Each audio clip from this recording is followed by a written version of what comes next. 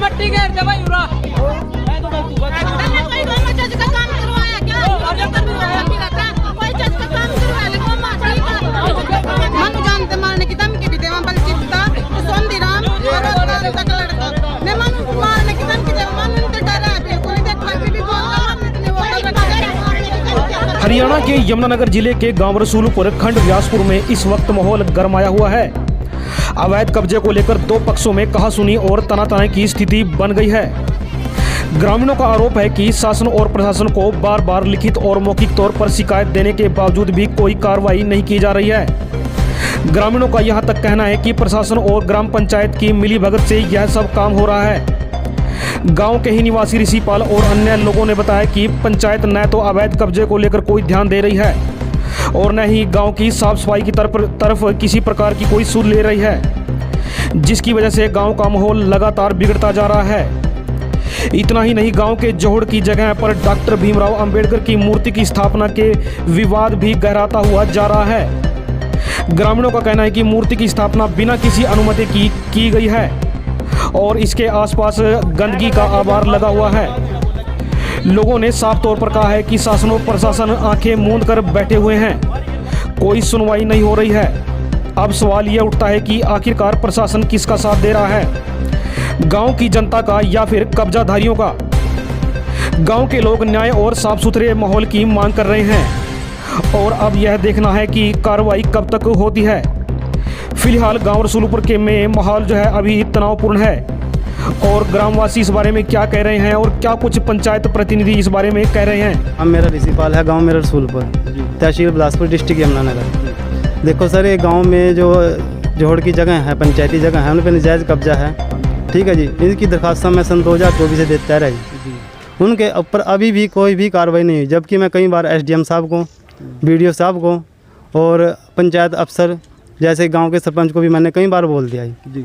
इसकी वजह से गांव में एक जोहड़ के ऊपर जो है डॉक्टर अम्बेडकर की मूर्ति जी बिना किसी उस कार्रवाई के या कुछ भी जायज़ कब्जा कर लिया है जी।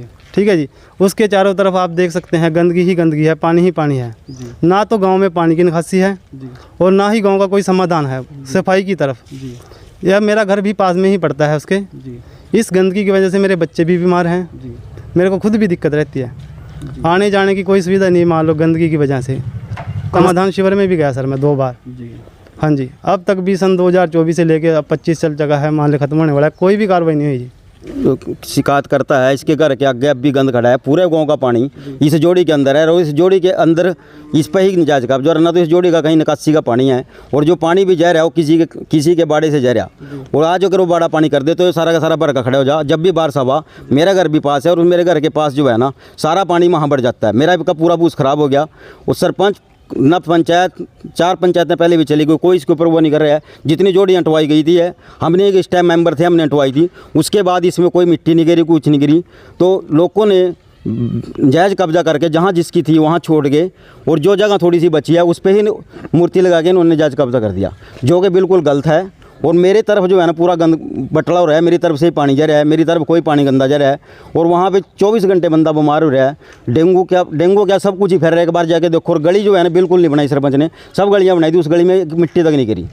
अब आप इसका हम तो कहते हैं कि इसका एक समाधान सही हो ताकि ये आदमी बीमारी से बचा रहे। जो नजायज़ कब्जे हो रखे हैं ये तकरीबन हटाए जाएँ जी। बाकी जो कुर्डी हैं, जैसे कोई धार्मिक स्थान है या कहीं सार्वजनिक में पड़ी है, किसी मलकीत में भी पड़ी है, धार्मिक स्थान है किसी के मकान के पास, उसको भी कोई राइट नहीं है वहाँ कुर्डी गिरने का एज पर लीगल।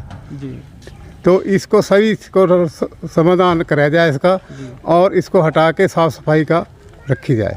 हमारा तो यही बेनती है प्रशासन को भी और आपकी मीडिया की तरफ से भी। हमने भी दरख्वास्तें दी हुई है, हमारी वे खेड़े के सामने एक कुर्री गिरी हुई है और हमने एक बार उठा दी थी और दोबारा सरपंच ने, जबकि वो सरपंच नहीं है लेकिन वो सरपंच के ओहदे थे काम कर रहा है जी।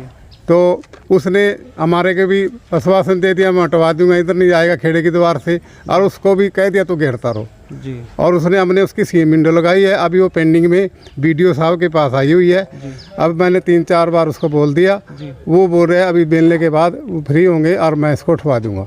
हमारी तो बेनती है भी ये जो सभी कुर्डियाँ हैं जो भी नजायज़ हैं और नजायज़ कब्जे हैं इसको हटाए जाओ, किसी भी तरीके से प्रशासन इसको हटाने की कृपा करे। Thank you. मैं सरपंच प्रतिनिधि बोल रहा हूँ जी।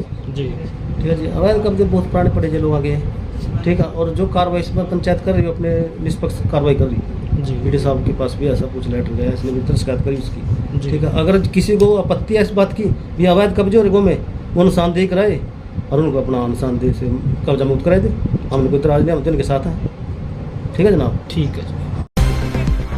दर्शकों से निवेदन करना चाहूँगा, इस खबर को ज़्यादा शेयर करें और जिला यमुनानगर की हर प्रकार की छोटी बड़ी खबर के लिए चैनल को फॉलो सब्सक्राइब जरूर करें। और शासन प्रशासन से निवेदन करना चाहेंगे इस मामले में जल्द हस्तक्षेप किया जाए और इस मामले की जांच की जाए और उचित कार्रवाई की जाए।